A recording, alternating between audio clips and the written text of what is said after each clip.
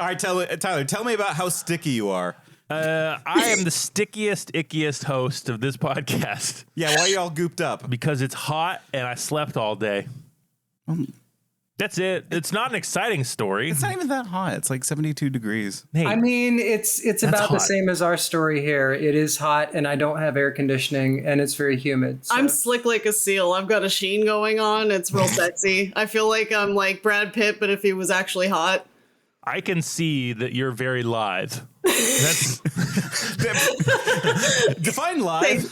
I don't know. I always hear it as like a seal or an otter. No, I think of belly dancers, lithe is like, that they do that like snaky woo thing, It's a compliment word. Yeah. But if you had to have me define it, I would die before I had got to. Like if I needed someone to like sneak into a hole to like rob a bank, I would want a lithe person. Or a svelte person. Yeah. Okay. So Yeah. Clive Owen was lithe and inside man. That's why he succeeded. That's right. Okay.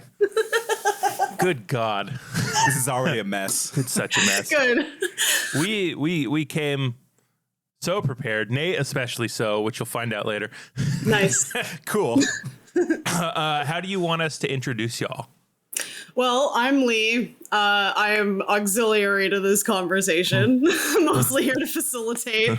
And of course, my lovely princess girlfriend over here can introduce herself. Yeah, I'm Alana McLaughlin, second openly trans MMA fighter in history, and kind of mad about it. Yeah, you got to shoot for number one. Take out the first. No. I'm not mad about being the second. I'm mad about the whole situation. Yeah. Yeah. Like Fallon was the first, and Fallon's good people. Fallon's great. I'm sorry, I'm getting all the goo out of my throat. No, I got just a thing, actually. I think we should start with our object of penance for the day. So we didn't put this on a little spreadsheet, but oftentimes at the start of this, Nate and I will punish ourselves for having so much hate in us. And Nate is ready to punish me. Well, it allows us to hate openly and freely if we punish ourselves a little bit at the beginning. Yeah. So, That's how you have to do that? yeah, I think so. All Yeah. right, fair. It evens it out. It's only fair. What you got today, Nate? Well, I have myself some Similaki. The world's saltiest licorice. And just by looking at it, if you can see the close-up right here, it just looks like they took black licorice candy and like literally doused it in salt. All right. No, it was just like a bomb of salt and like malic acid. And it like you can feel it burning going down your esophagus. This is not going to be good. Do you know what Similaki is? No. It is Baby formula? No, it's essentially like licorice covered in smelling salts. Oh, this is There you go. This is giant. It looks like a cat turd. Any of you try smelling salts before? No. Ugh, this smells so bad. Yeah, it's covered in chocolate to make it better. I don't like the chocolate version of this. So there's licorice in here? Yeah, there's licorice and also a salt cream in the middle. Salt cream. Yeah, so Are you guys eating chocolate covered cum? Probably. no, because like this will wake you up. I feel like cum would put you to sleep. Yeah. Cum puts that's you true. to sleep. That's true. Yeah. There's nothing it has licorice in it. Anyone who is willfully eating licorice kind of hates themselves. A little bit. So, Nate, do you know what licorice does to the body? Well, let's have it and find out. Okay. All right, here we go. I'll teach you. Oh no. Oh, God. Oh. I hate that. Oh. Oh my God. How does salt burn your mouth? You just got to get it down. Oh. Okay, Nate, let me tell you. For anybody listening to this after the fact, without any video, the face that Tyler is making at this very moment is that of a very, very confused baby. I feel like if Boss Baby got fired. Yeah, this is literally like giving Boss Baby a warhead and telling him he's been laid off for, whatever, staff restructuring reasons. Nate, it's very fitting Okay. in a certain way. I'm fine, by the way. You're feeding me licorice when we have the world's second openly trans MMA fighter on the podcast, because I don't know if you noticed about licorice. I can't talk with this in my mouth. I would fill in, but I don't know this cool fact. I don't know if you know this, But licorice has receptors on it that increase your estrogen levels, so you're force-femming me now. That's a true fact. Yeah. Okay. You're welcome. This is appropriate. I've always wanted to participate in an effective force femming. I mean, I've definitely participated in other force femmings, but this is my brother, so it's very special. I mean, I do whisper in your sleep trying to do it, and like this is the next step. How do you like it? Is it good? No, this is one of the worst. Like people eat this like because it tastes good. I'm this, crying. Actually. It does burn in my stomach a little bit, but you know. Oh my god! I just thought being force-femmed would be a lot more fun. Welcome to Hate Speech. Relatable. Let's have a chat about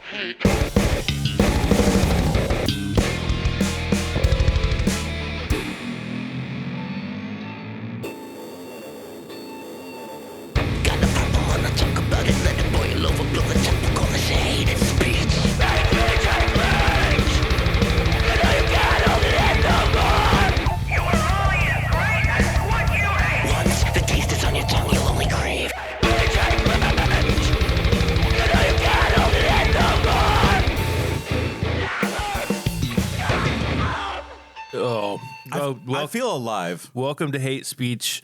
I can see new colors. Yeah. That's Nate. I'm Tyler.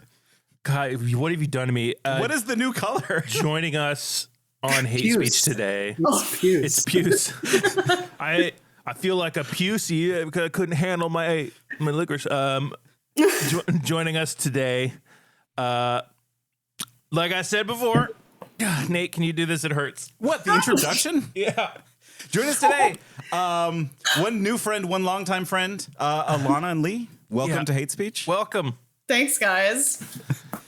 How are you? better than you, apparently. Yeah, we're doing great, relatively. Apparently. See, instead of eating salted licorice, I'm enjoying some nice Appalachian corn whiskey. Yeah. Okay.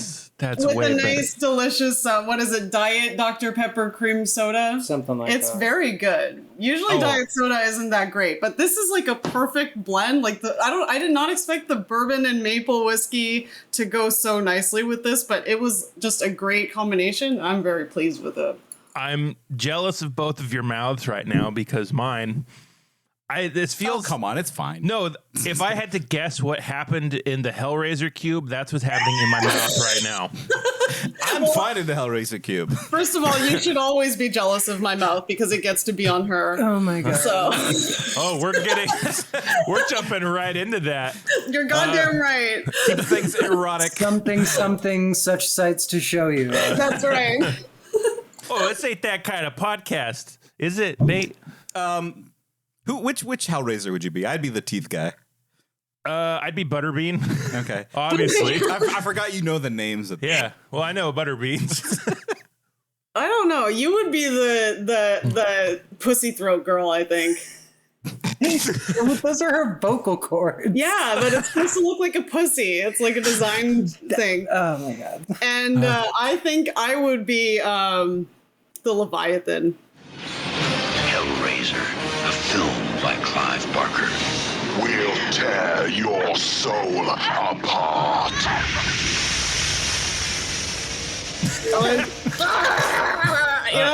Yeah. Excuse me, the Leviathan. Leviathan, that's right. Yeah. Let's be accurate. Yeah. So, what are y'all hating today?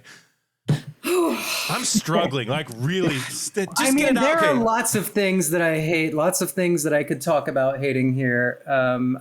It's my understanding that we're going with transphobia in sports. Yes. But I could really lay into capitalism and fascism and turncoat traders. And like all a of these certain- things are very much associated with each other. Transphobia in sports very much is a microcosm of all of these factors. So we should say, Yeah.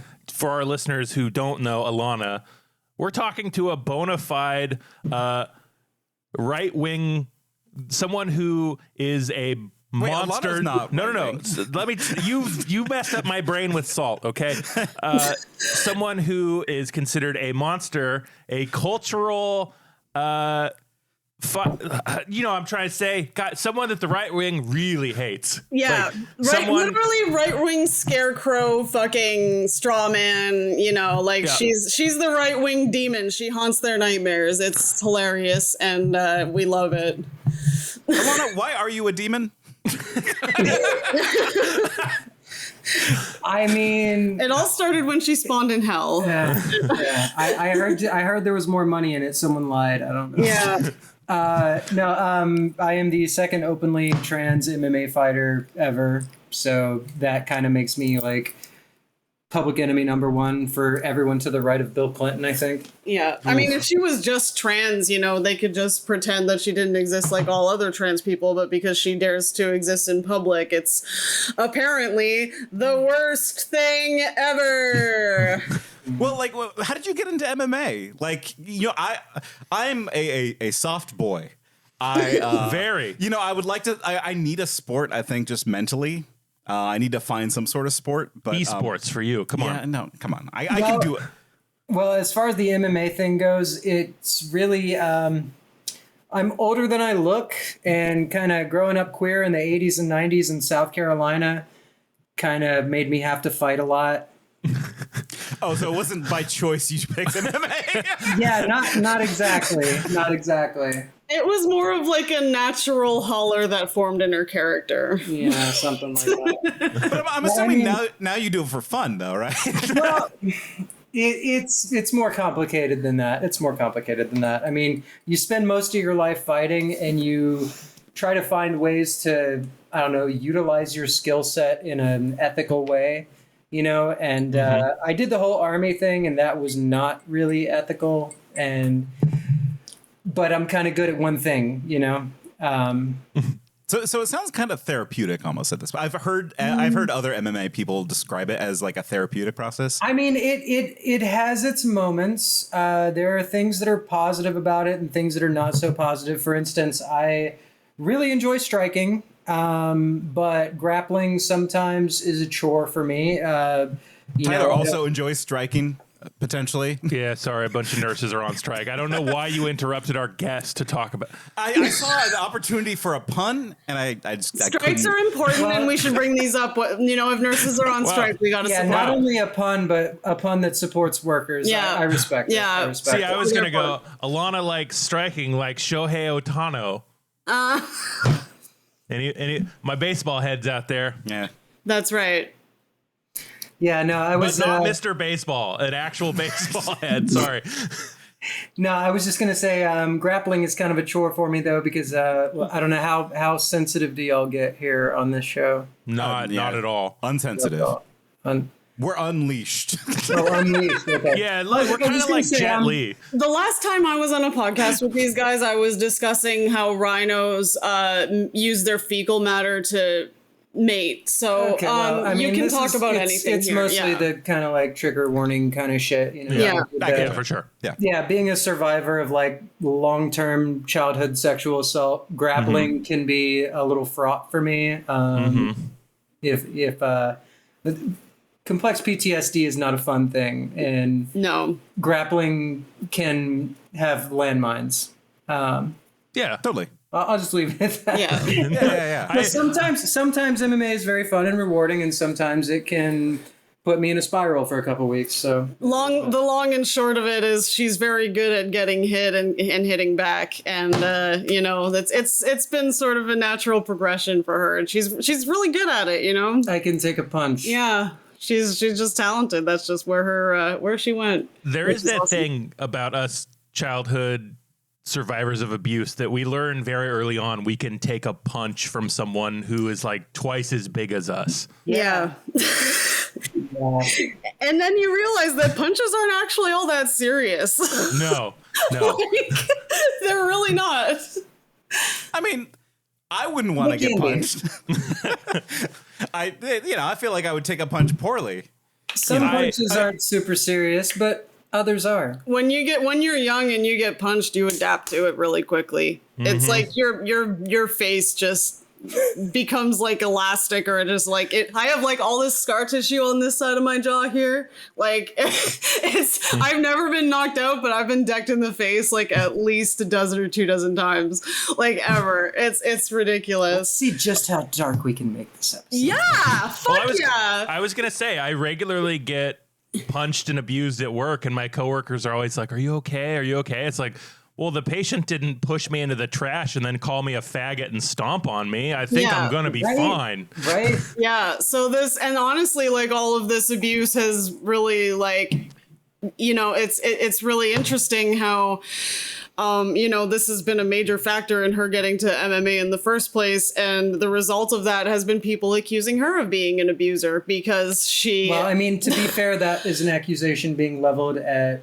every queer person everywhere. Yeah, right yeah, now. it's true. But people do love to say that she hits women. Oh, yeah. I'm a for woman, fun. I'm a woman beater. Never mind the fact that anyone that's actually watched my debut fight, I got the absolute shit beat out of me the whole first round. Well, that kind of goes to like my thoughts, because like thinking about this like deeply, I wanted to understand the conservative mind. Like, no, well, not just conservative. It's not just conservative, right? It's but fear. Like, you can't understand fear. It doesn't make sense a lot of the time. No, but like, you know, you want to understand like, okay, what are you talking about? Yeah. Right. And you know, like, I think a lot of it's rooted in misogyny, which is that like they don't want to see any woman ever doing sports. Well, it's not just transphobia, although like that's another side of it too, right? But it's also just like there's just no respect for women in sports. Exactly. Have you ever noticed when you're watching a male sport, men versus men, very rarely do you see women competing in the men's division? Why, you ask? Well, there are several reasons. One being that, I'm sorry, ladies, you're just not on the same level as men. Right? Yeah, exactly. Because a lot of these criticisms eventually turn into a way to control and abuse women, cis women, because the idea is the trans athlete has some better stats. We'll go with that. Yeah, that's what they say. Yeah. Coming into everything they do, and I did a lot of reading studies this week because, you know, I want to come prepared. I'm a medical person. I want to know this stuff. It is categorically not true. Yeah. Well, okay, go into that. So go off. The studies I've read is that for people that have been on, especially trans women that have been on hormones for 3 months already have irreversible changes to their body. Yeah. Like, I'm sure Alana could attest to this. Because Alana can actually give you direct measurements of her capabilities pre-transition and post-transition. She has pre-transition. This woman could deadlift a fucking car. I'm not kidding you. No, she did. Yeah. She had to, there was some people that like she was living in the fucking cabin, and some people like got into this fucking like they got trapped in a snowbank like down the hill from her cabin, and she comes down and like this is a story that's on Tumblr, by the way. Like this is like pre-transition. They were like some werewolf man. But baby, most people don't know that was me. No, now they do. Well, whatever. Anyway, so they're like trapped in the snowbank. It's one of those apocryphal Tumblr, you ran into a cryptid kind of story. Yeah. It's literally just some folks got their car stuck and I lifted it out But she cannot do that I basically did it like a wheelbarrow and moved their car, and they were impressed and freaked out. Yeah, but that's not something that she could do now. I'm strong, but I cannot deadlift a car anymore. What was your limit before, and what's your current limit now, I think? I mean, I would say I'm a very strong person. I am my big three, my bench, squat, and deadlift. I'm like about 70 pounds short of hitting the 1,000-pound club. Yeah. Which is pretty fucking impressive, but that is busting my ass doing like, it's fucking hard. And that's like 4 Nates. Yeah. You can lift 4 of me. Pre-transition, I was easily at 1,300 or 1,400 pounds, like barely training, not fucking trying. Yep. And So there's that, like estrogen will reduce muscle mass. The first thing that I noticed like immediately was a massive drop in my cardio. Like my oxygen carrying capacity took an immediate hit. And I've been on testosterone for a month and I can actually like attest to this. My cardio has improved. I've been smoking weed and I have asthma and my cardio has significantly improved just in 1 month. Yeah. So, Wait, is that why I'm so bad at cardio? Is because like, I'm a weak soft boy? That's part of yes. I knew it. So the thing is, you said you're a nurse, yeah? I am, yeah. Okay, so my background is when I was in the Army, I was a Special Forces medical sergeant. Our scope of practice lies somewhere between a paramedic, a PA, and a nurse. So I've got some medical background. And basically, what I found, I believe, if I remember what I read correctly, it's something like your red blood cell count drops by like a fifth. Yeah, on it, like pretty much immediately. Yeah, estrogen drops your hemoglobins right away Because God punishes women. and that's actually, that's one of the things that they told me when I first got on T. They were like, you have low iron, but that will be pretty much fixed once you go on T. yeah, it's It's been fixing itself. My skin's been getting better. Yeah, what was funny is when I was getting my lab work done early in transition, and they kept telling me that I was anemic. And they're like, "Oh, you're anemic. You need to go on iron pills." So I'm like taking these iron pills to the point where my saliva tasted like blood all the time. And then it turns out that they were testing me in the male range instead of the female range. So they were like, "Oh yeah, you're anemic. You're anemic." Until I finally got a doctor that had any idea at all about trans healthcare, and she was like, "Oh no, you should not be on iron. You're fine." It's wild to me as someone who works in the medical industry how little any of these medical professionals actually know about any of the trans healthcare stuff. Well, I mean, it's my understanding they get like 2 days of training on it tops. I actually, they don't get trained on bottoms? Just tops? Oh, for fuck's sake. Anyway.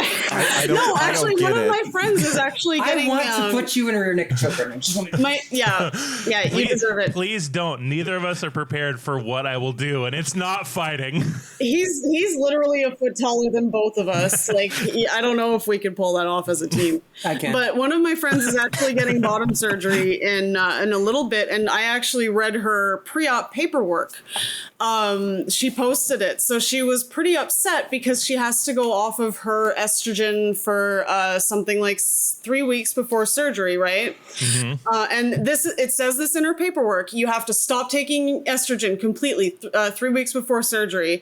And I actually look it up. It turns out that's only true if you're on oral estrogen or injectable estrogen. If you're on topical estrogen, estrogen gels, estrogen patches, that stuff bypasses your liver and goes straight to your bloodstream. So you don't actually have to stop taking estrogen preoperatively. But it still says that without any explanation on her paperwork. And she is sitting there thinking like, why would you do this? You don't do this to cis women. Why would you be telling me to stop taking my hormones? I don't want to take my hormones. This is setting me back. When if these doctors, if these surgeons, if these nurses, if they actually had the education on trans healthcare and on trans bodies, they could have told her, hey, switch your delivery system. We're doing this in order to prevent, major deep vein thrombosis in surgery, which is a risk when your hormones go through your liver rather than directly to your bloodstream. No, that wasn't explained to her. So she's sitting there thinking that she's got a fucking transphobic doctor. You know what I mean? Like this fucks up your bedside manner. It fucks up your fucking your patient's mental health. Like this is not fucking proper practice. When I went in for surgery, I had to go off of hormones as well, and I was imagine like going through puberty and menopause like after the other regularly. It sucks. And she'd been doing it on and off for fucking years. I'd already been on and off of estrogen for a few years. As have most trans girls. So yeah, imagine like flying to a different country where you don't speak the language with nobody around you to support you, getting top surgery, bottom surgery, and facial surgery all in the span of a week. And also you're just a complete emotional wreck because your hormones are all out of whack. Yeah. And you called yourself strong and you could do all that. Yeah. Like at this point, I'm just baiting you to put me in a... Tyler does want to be stepped on. I'll step on you later. Don't tempt her. She might go on a Portland holiday again. Send the location. Yeah. So So let's talk about what you've faced in sports. Because I want to draw that focus. This whole experience of traumatic surgery and hormones being whipped back and forth. This makes you better at sports. So we've been hearing, Nate. Yeah. No, that checks out. Okay. So let's be real. Like the actual effects of feminizing HRT of estrogen therapy is that my muscle mass decreased, my fat mass increased. My oxygen carrying capacity is drastically reduced. Which means knockouts and submissions and things like that are easier to achieve. I'm weaker. My cardio's not there. Like pre-transition, so I ran cross country in college. I was on scholarship. I was pretty fast. In the Army, I wasn't training to run as much, not compared to what I was, because like in college I was You were doing, rucking, right, in the Army? Well, in the Army you still had to run. Yeah. But I wasn't running nearly as much as I was in college. In college, I was running 70 miles a week. Yeah. I was running 70 miles a week for college cross country, and then in the Army, I was running less than that. But running less than that in the Army, I could still run 6-minute miles just about all day. Yep. Like I could run 6-minute miles for an hour. I went on HRT, and that dropped to like 9-minute miles like immediately. Mm-hmm. Yeah, like what I'm hearing is that it's not the immediate win that the chuds out there think it is. And I've seen some studies suggesting that I am actually at a disadvantage compared to cis women, as I actually have like less testosterone because I don't have ovaries, which also produce testosterone. Yep. Right, because like you're trying to build muscle while also trying to not build muscle. You don't have the. And I mean, so there's like this chud YouTuber. He's one of the fucking bro science bodybuilder guys. He goes by like more plates, more dates or something like that. And, he did a video on me because every dickhead and their brother was doing a video on me. But it was my understanding that he tried to say that my hormone levels had to be faked because if my testosterone was actually that low, I would just be dying, and it's like, I got so much to say right now. No, let it out. Let it out. Yeah, that's okay. No, seriously, like these motherfuckers want to say that like I am. It's the classic fascist move of like the enemy is both weak and strong. I am simultaneously a dog shit fighter that literally every man in the world could beat. But also I am so overpowered and dangerous that I shouldn't be allowed to fight other women. And so this guy is saying, they will say that the HRT that I take somehow does not affect my performance. And I'm still just like basically a super jacked, roided out fucking meathead special forces guy. But also that the low levels of testosterone that I have would absolutely like kill me. Yeah. So she could be simultaneously dying in bed and emaciated. It's like, I mean, I've literally seen both arguments that my bones are like immensely dense, like I'm fucking Wolverine or something, but also that my bones are powder because when you go on HRT, your bone density goes away. Yeah. Also, sorry that my cat is yowling over here. No, the cat's angry too. No, it's fine. We love Lee. Don't worry about it. Yeah.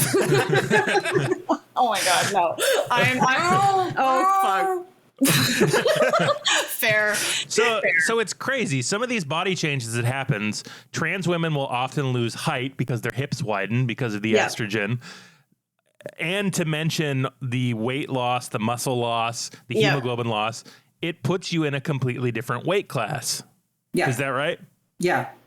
Like I was walking around 190 pounds, like at my biggest pre-transition, I was like 190, 195 pounds lean, like 5% body fat without having to try. I was eating everything I came into contact with and I was just strong and fit and jacked and I did not have to try at all. I didn't have to try for it.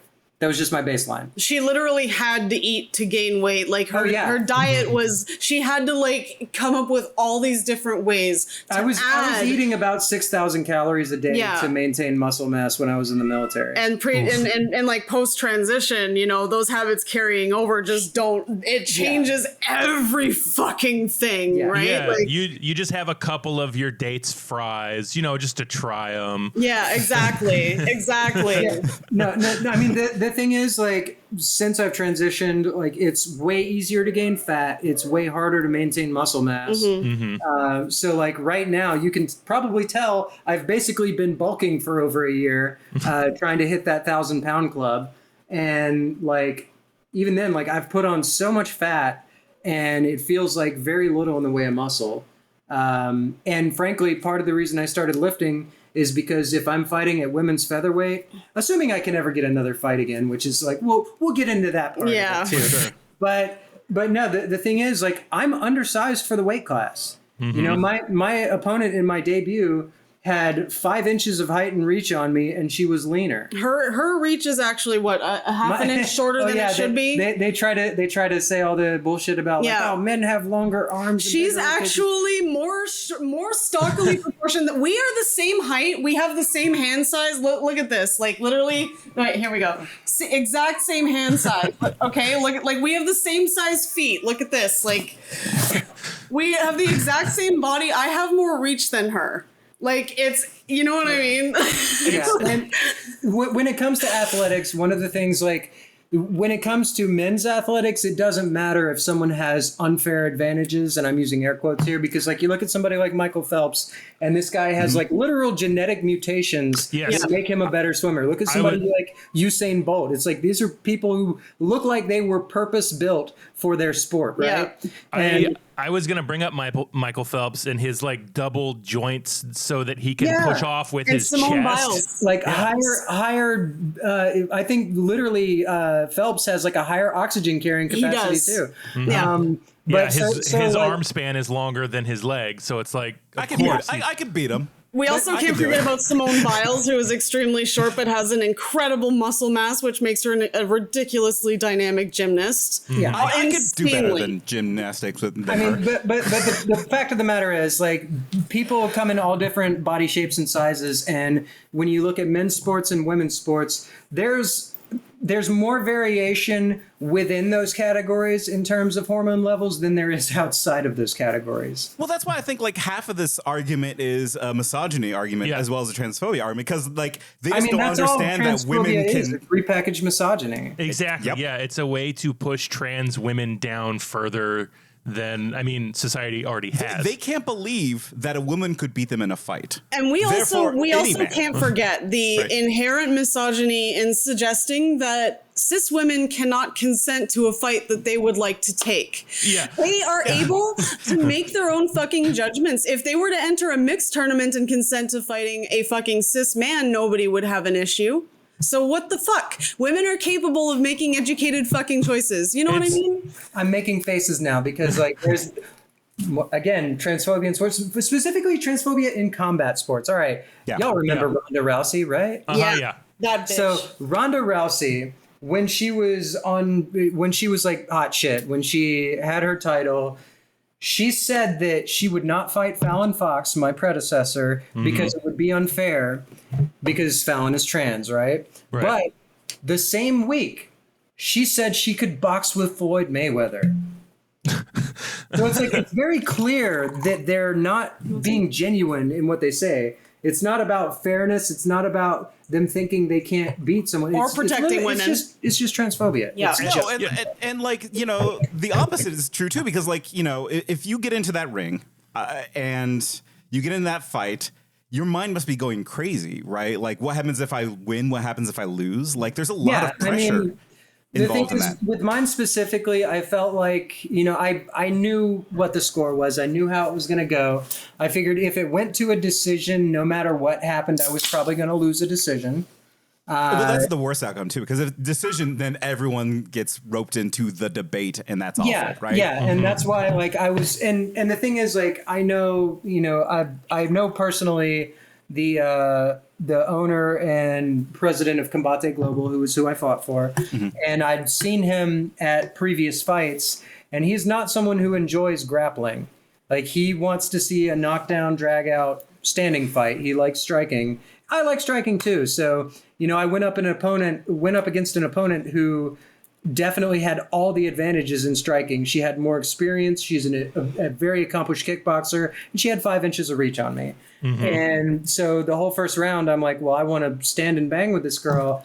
And then she just absolutely kicks the shit out of me. Like, it was crazy. She got her bell fucking wrong. I had no defense in the first round because she landed solid shots on me early and wobbled me, and the rest of the round I was like half out of it. It was almost like, I don't know if you've seen this fight. She showed me this fight this morning. It was like early UFC, and it's just two guys fucking clinching and shooting at each other like fucking Don Fry and that really big Japanese dude. I forget his name. Either way, they're literally just holding onto each other's heads, like just. It's literally just them doing that for like 6 straight fucking minutes until one of them gets on the other on the ground and like knocks it out. But regardless, I was trying to win a striking fight against someone that had all the advantages in a striking fight. So I got my ball. This all gets boiled down to hormones and genitals, and the transphobes especially never address the other advantages someone else might have, like having more money, having more training, having more education. That's never addressed. I mean, look at like within sports, like even at like the high school, elementary school, middle school level, like you'll see girls who have no resources, no training. I mean, okay, look at my cross country team in high school. The coach was the bowling coach. You know, this man had never run a day in his life. He didn't know anything about running. He was just there so we could have a team. Yeah. You know, and compare that to someone who's like got former Olympic coaches in any career, in any life path, in any sort of thing where you might need training or guidance whatsoever. Trans people always have the disadvantage because our community is just smaller, and the people who are willing to support us and fund us are just smaller or not as well endowed. I mean, ultimately what it comes down to is if we lived in a just world, somebody would be saying, hey, trans women are statistically underrepresented in sport. What can we do to get more of them in? Right. And you look at the International Olympic Committee, they've allowed trans athletes for decades now. Yeah, like 30 years. Yeah, that's a thing. And there have been like 3 trans people total, I think. Yeah. And actual trans women, just one? Was it Laurel? Was it just Laurel? I don't even know. Right. Yeah, well, in the Olympics, just one, Laurel Hubbard. Yeah. And she finished like dead last. Well, in what sport? Lifting, Olympic weightlifting. Okay. Jesus. And she finished like dead last. Yeah. And that's a fucking bummer for many reasons, not just because I think all trans athletes should be Olympians, but because sports teaches you valuable skills, especially for younger people, because the data I was reading was that a lot of trans students are bullied out of school, are pushed out of anything, and they're being cut off from something they either may excel at or they may find some camaraderie in. Yeah. Like my sport in school, you may not call it sport, was theater. And boy, am I glad that I have that. No, you could letter in theater. I did letter in theater. It doesn't matter. But the fact that if any trans person shows any aptitude for any sports, they're going to be pushed out based on fake fear-ass misogyny shit. Yes. I mean, right now it's going beyond just sports. I mean, you guys know this. I mean, apparently trans women have a biological advantage in things ranging from fucking chess to beauty pageants. Well, can I mention Combate and their reasoning behind? So here's the thing. The misogyny of transphobia in sports even transcends the power of capitalism. She was refused another fight because the person who runs Combate Global, got too much flack for her being involved in fighting at all. Here's the thing. Well, it's not just that it was too much fight. The thing he cites is that it was so hard to find me an opponent. But that's bullshit. Yeah, he said he didn't expect that he would have to go outside the states to find me an opponent. But he also doesn't because there's American people challenging you to fights on Twitter literally all the people that are challenging me to fights on Twitter are the reactionary trans girls that are trying to be pick-me. And they also don't know how to fight. And if they got in the ring with me, they would fucking die. This guy could actually make real money just off the fucking controversy of having her on a roster. But the misogyny is so fucking strong that I can't be seen to be supporting a woman who has issues. So no, from what I've been told, when they talk to basically, I don't know what this guy's position would be, but in I want to say it was Colombia, basically the guy that kind of is like on the national level, like in charge of MMA. And they asked him to find an opponent. He basically told them that if they ever asked that again, that he'd make sure they never had fights in Colombia again. So, yeah. Yep. And I think, how much of it do you think that has to do with MMA and combat sports being sort of a reactionary darling? Yeah. No, combat sports and MMA especially. The Gracie School. If I had to guess, I would say that it's like 95% plus reactionary. Yeah. Like it's outright fascist. I mean, the UFC has gone out of their way to try to monopolize the entire MMA space, and like every opportunity they get to, they have Donald Trump. Haven't like several high-profile male MMA UFC fighters actually been like accused or literally charged with abuse? Yes. Well, Dana White, the president of the UFC, is on camera beating his fucking wife. Exactly. Like this is ridiculous. How can you literally be known to be a fucking domestic abuser and still be active UFC fighters who have been brought up on domestic violence charges that have personally called me a woman beater. Yeah, and I'm betting they're cis men too. Yeah, they all are. They all are. Yeah. But no, it's extremely frustrating because I feel like none of it is good faith. They all know the difference between a consensual athletic competition and domestic violence, but they will represent me fighting in the cage as domestic violence while they're actively committing domestic violence. Yeah. So who's the main perpetrator in all of this? Like, I'm trying specifically to find an organization or a person or an ideology to point a finger at and say, this person sucks. Okay, I would say, it's a whole bunch of things that are big, vague, nebulous, scary things. Yes. Like patriarchy, like capitalism, like fascism. They all funnel into it. They're all the same fucking thing, frankly. Yeah. I'm going to start sounding like a raging fucking... No, it's true, because these people they see somebody who doesn't fit in and they think they are risking our livelihood, basically.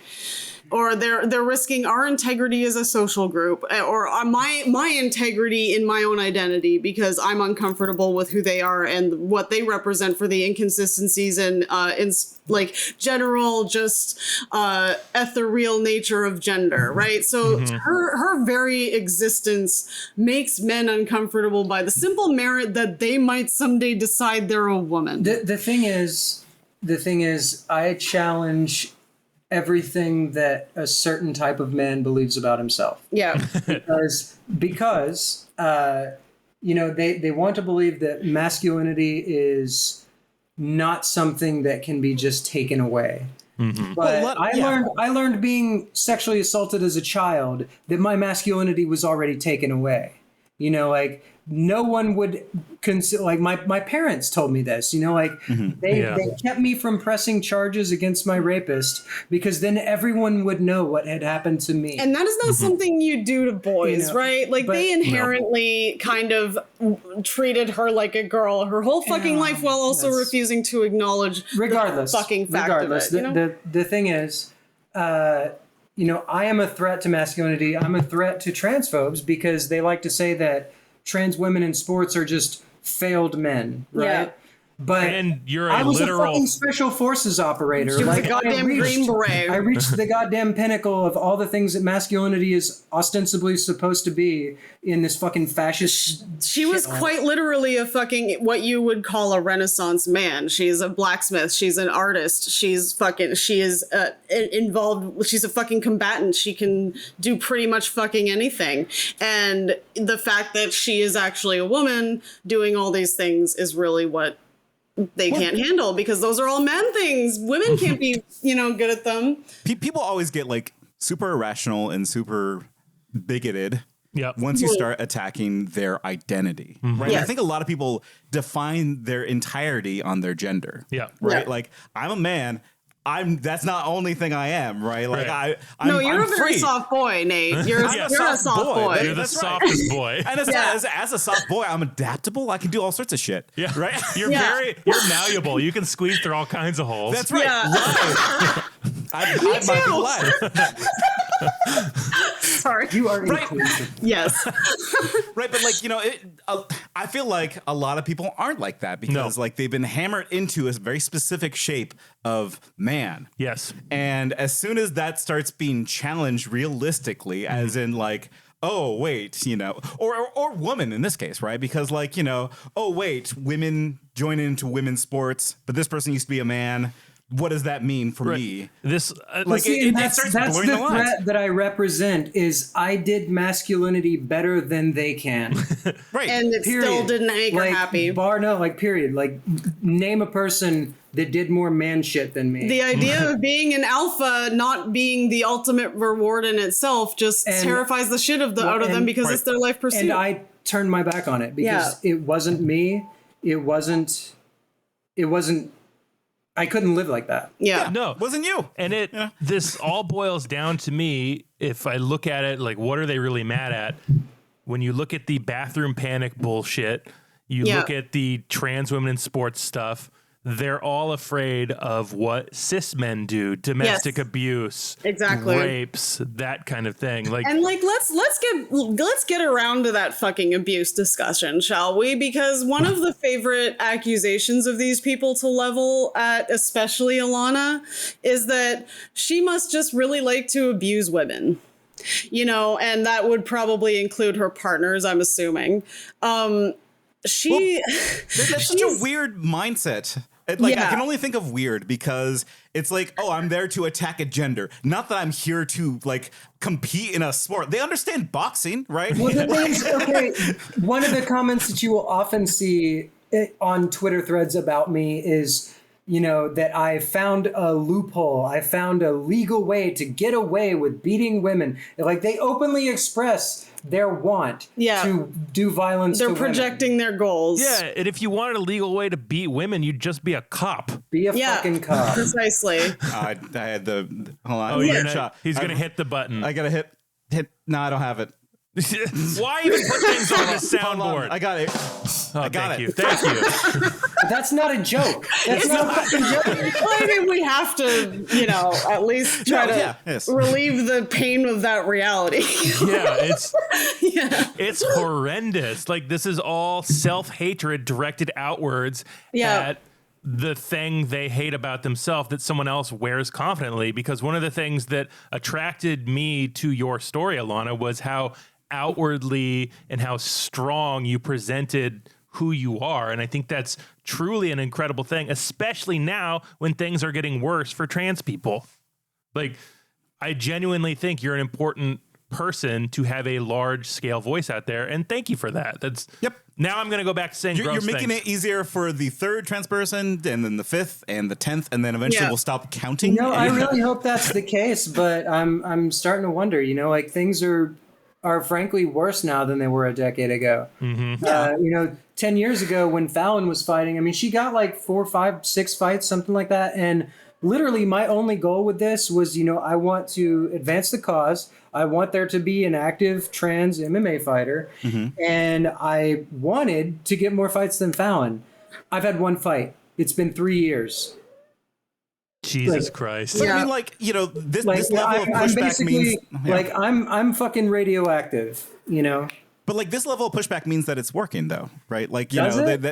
because if they're getting so defensive and they're getting so transphobic and they're being more vocal about everything, it's because they see a risk. If it wasn't a risk, then they would be fine and nobody would be talking about it. This pushback does very much to me. I mean, I remember, the early 2000s, the George Bush era, when we were dealing with the sort of final death throes of the anti-gay marriage, anti-gay equality sort of movement.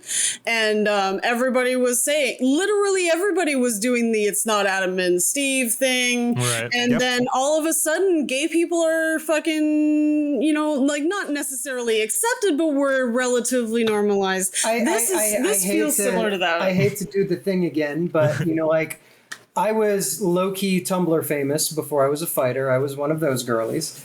But I literally, I mean, I hate to be like I hate being right all the time. I told you so, but literally 2014, you know, like that time frame, as soon as gay marriage was legalized, on my birthday, I might add, June 26th. Mm-hmm. But as soon as that happened, I said, I guarantee you the right-wing focus will shift to trans people because nobody gives a shit about us. Yeah.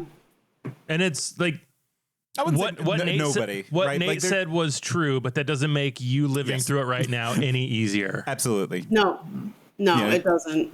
It's obviously like an extremely like personalized experience for her, and it's going to be like, you know, how is she supposed to step outside of it and look at it from the outside when literally she's under all this fucking pressure? There's literally hundreds of people every single day sending her death threats, telling her she's a man, telling her all this other stupid trans misogynistic bullshit. Like she deals with this on a fucking daily basis. Okay, like, when I see, I love, and they all think they're the first one. I love seeing right-wing grifters when they start complaining that they get a little pushback, when they start getting like, oh, somebody's harassing me, and it's like, oh, motherfucker, you sweet you sweet summer child, you would not survive a day in my fucking shoes. Yeah. No, there's no fucking way. They're too fucking. I mean, you can deflate them with one sentence; they just crumple. Yeah.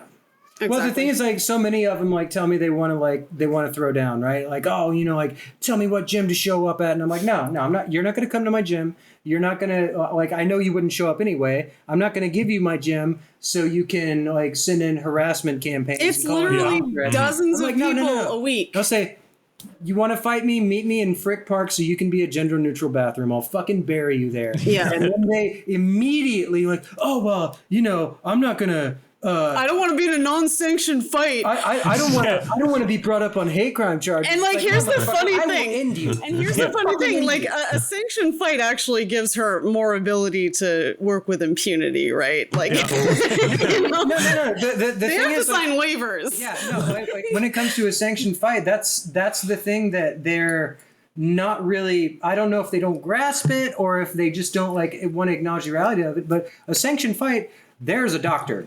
There are referees. There's someone making sure that I don't bite out your fucking jugular. And by the way, like, it doesn't matter. Also, she has taken lives. She can probably, you know what I mean? Like the referees don't matter very much. The fact of the matter is, like, I got the only reason I got offered a fight in the first place is because I sparred with Fallon Fox and she was impressed, and because of my military background, and because I had a reputation for beating up Nazis.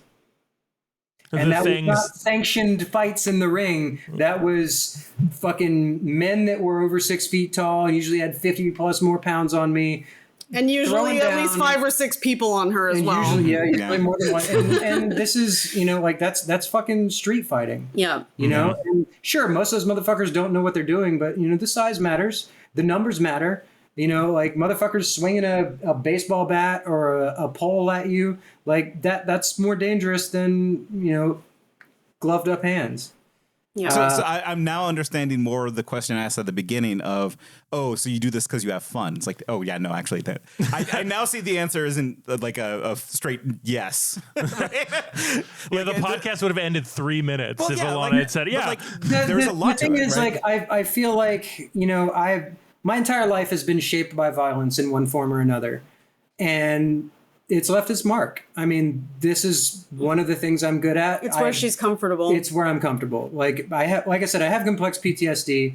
I do not do well in peacetime. I don't do well, period. Yeah. I just don't. Like, you can ask Lee. Yeah. I had a meltdown today, like a crying, freaking out meltdown. Both of us have CPTSD. Because Lee swept some of the floor and mopped some of the floor for me. Yeah. Like, because it's not okay for me to accept any kind of fucking help. And this also tracks back to the fucking abuse thing, right? Is like, trans people, by and large, have suffered abuse their entire lives. And one of the biggest accusations leveled at trans people, and especially trans fighters, is that they're abusive to women.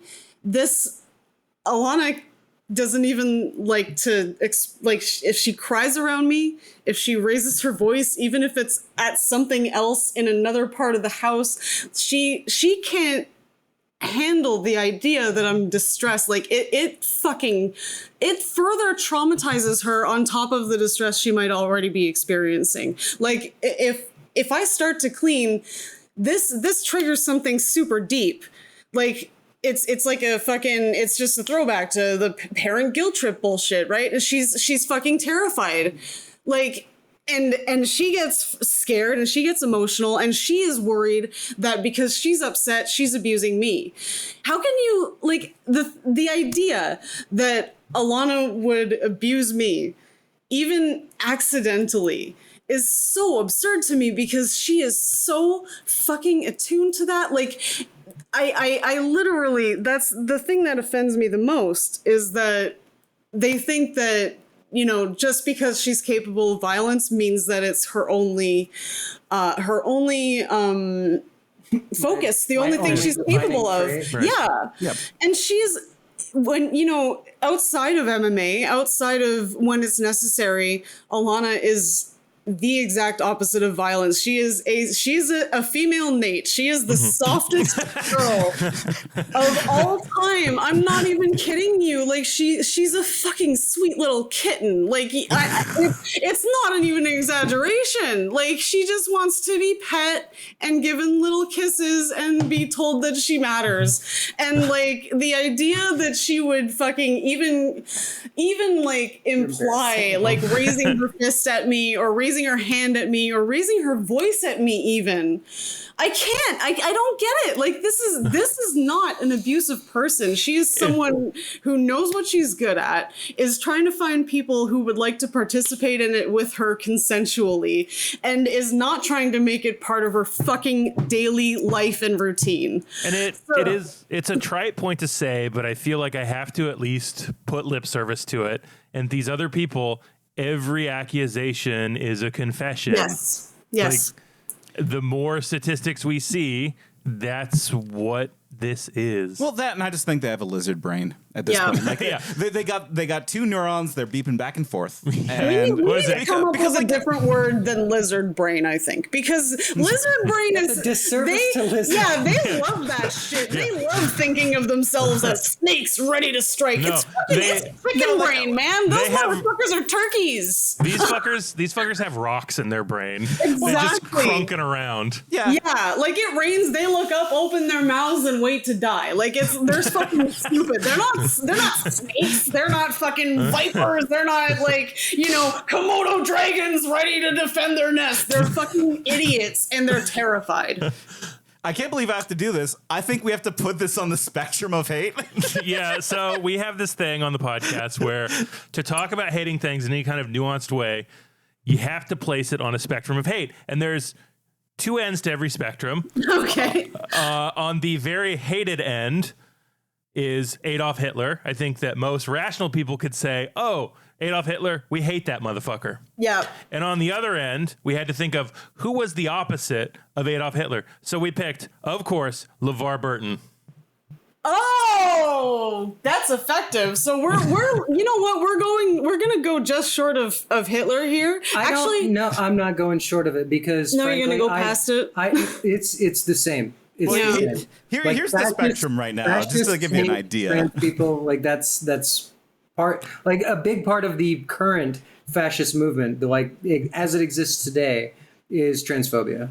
Mm-hmm. So like, I guess, like, how do we sum this up? Is it just transphobia? Is the thing that we were talking about today just transphobia, or is it? I thought it was going to be more transphobia in sports, but like I said, the problem is the shit's all interconnected. It ends up being misogyny, capitalism. I think this is one facet of transphobia, but I think transphobia in sports is probably a little bit more accurate just because we haven't talked about, you know, applying for jobs as a trans person, that kind of thing. Now the thing is, like, this is a very serious topic, you know, and some of the things that we have on here, I think it's worse than Busch Light. I think it's worse than Buffalo Wild Wings. I think I genuinely think this is worse than big trucks. Yes. That's our closest thing to Hitler was big trucks. Yeah, this is absolutely descended from Hitler, but falling short of big trucks. Because it is, I mean, it is forcing people into a certain type of eugenics to fulfill a certain genetic destiny that they perceive that person has. I mean, and this is actively killing people too and preventing people from being who they are. And, you know, another thing that we have to, like, obviously mention is one of the first things Hitler did and Hitler's people did was burn research into gender and sexuality. So this is a direct fucking through line. And that's one of the reasons that her being so open and, you know, declarative about her identity and her involvement in sports and refusing to fucking back down. Like, she might not get the respect that she deserves in her fucking lifetime, right? But we are sitting here almost 100 years later talking, we all have t-shirts about the fucking Institute of German Sexology and shit like that, right? There is going to be a point of time in history, like in the future, where they look back and they say, like, this was the second person and this is what she did. Assuming we fucking make it. Assuming we make it, yeah. Like, I mean, you know, I'm being optimistic here-ish, but you know what I mean? Like, this is it even if the institute doesn't burn down, even if they don't take her down, like, the fact that she existed is what's gonna remain. And we got to make a UFC for communists, I think. Yeah. I think that's what we got to do. I think There's just call that a meeting. MMA communists. A lot of MMA communists, trans people, anarchists. We've got so many people sort of on the left and in sort of there are some leftists in the combat sports and space, in identity diverse spaces. Definitely not at the highest levels, not like in the UFC. You know, like, I think the last, like, open communist was, like, Jeff Monson, and there's a lot of critique around him anyway. Yeah. You know? Yeah, you're not going to see Donald Trump shaking hands with Guy Fieri at, you know, thank God. a communist book reading party. No, but at the same time, you know, it's like, that would be nice to not see Donald Trump shaking hands with every fucking fighter every single time you watch UFC, because that's what's happening every single fucking weekend now. Well, I mean, shit, even my fight camp, like, I was in fight camp with Colby fucking Covington. Yeah. That motherfucker. Yeah. Watching him get fucking eaten alive by Kamaru Usman was one of my favorite things. Yeah, but the problem is, like I said, the combat sports space is so reactionary. Like, even Kamaru Usman because Kamaru Usman, absolute shit politics. Yep, he's terrible. He's bad too. Like, it's like basically, if you want to root for an MMA fighter you who can't has have good a politics, favorite. Yeah. I'm it. Yeah. Yeah. I believe that. Yeah. So when I watch MMA, I'm just going to think, oh, this is probably two morons hurting each other. I hope they both have fun out there. I mean, Khabib is good, I think. You know, he's all right. He's a cool guy. Well, he's also retired, and also there are some issues. Oh, really? Shit, that's too bad. Yeah. I mean, he seems chill. I think he'd be we're rapidly learning we can't have heroes on hate speech. Yeah. I'm never gonna look into LeVar Burton ever. Don't do it. I can't. Honestly, we're pretty safe with LeVar Burton. I think he's pro-trans. He's pro-trans and gay at least. So yeah, but he's a whatever, man. Most people are fucking libs. Like, what are we supposed to do? We can't make everybody understand the world. You know, like 95% of people have no idea what the fuck's going on. They think Israel's actually under attack because nobody watches the goddamn news. Because why would they? Because it's all fucking biased. It's not that they don't watch the news. It's the news isn't. No, they don't watch it because they know it's not accurate. People know the news is fucking lying to you. I was one of those people who didn't watch the news because I knew it was all fucking lies. No matter, like, there was no side. It was just, I know this is all, you know, it's going to tell me about the oil in Iraq, or it's going to tell, you know, like, it's all bullshit. Everybody fucking knows it, even if you're not politically involved. So it's like, if you're someone like LeVar Burton, you're probably like one or two news stories or friends away from actually becoming someone with real values. I'm always a little bit jealous of those people that kind of just live that way. Yeah, I know. They must be so peaceful. Yeah. The world's bad, but I don't know why at all. Yeah. No thoughts, head empty. No, like my life was pretty awful. My relationships were pretty awful. I wonder why every summer is hotter. Yeah. I wonder why my family had to sell our maple farm because we couldn't get any more syrup out of the trees. It couldn't have anything to do with the weather changes, could it? I wonder why I keep making less money and the CEOs keep making more. I don't know what's happening here. I wonder why wages have not risen my entire fucking adult life, but everything costs literally 4 to 10 times as much. It's like 500% or something like that. Well, I feel better after talking about all of this. Yeah, dude. Yeah, you know, I'm just a ray of fucking sunshine. Yeah, it's good. It's good. Like that's what this show's all about. Yeah, genuinely, Alana, I do want to thank you for coming on here because I hear my coworkers talking about trans panic shit, and I had never like fully researched trans athletes in sports, and I learned a fucking lot. So I'm gonna be insufferable at work when I hear that shit. Yeah, no, I mean, to be honest, I was even hesitant initially because, like, coming from the background that I did, growing up in the fucking South, being in the fucking Army, like, the Army is incredibly fucking misogynist. And, like, for the longest time, like, I literally thought, like, oh, well, you know, I could never do something like compete in women's sports because I have these inherent advantages, right? But then, like, I had to face the reality of how much my athletic performance took a hit, like, immediately. And here I am, like, I transitioned for the long haul in 2012. I had surgery in 2016. It's 2024. Like, even at the, like, longest fucking timeline, like, hormones have had their effect. Yeah. 12 years, I think, is the longest out I've ever seen anyone experiencing changes, anecdotally or scientifically. Yeah. So that's wild. That's fucking wild. Yeah. I hate these people. Yeah. These fuckers. Well, that's okay because, like, you know, we primarily sell ourselves as a comedy podcast. So Tyler, make this funny in the last 5 minutes here. Okay, I think that like, you put me in a room with Joe Biden, I could make him a communist. I would do. Hold on, let me look up how to make a suicide vest. You put anybody in a room with Joe Biden, you can turn him into an Oompa Loompa. Who I are you would just talk to him after 5 p.m. I was gonna go first reform counterpoint. style. Counterpoint. You put me in a room with anyone, and I can make them a communist. I make them a communist. All right. By hook or by crook, you will be a communist when Alana's That's right. done. Mostly hook. We can do this the easy way. Right hook. Right hook or crook, bitch. Take your pick. We can do this the easy way, or we can do this the really easy way. Yeah. Well, thank you both. Let's get the fuck out of here. Nate, you want to hit that song? Hitting it.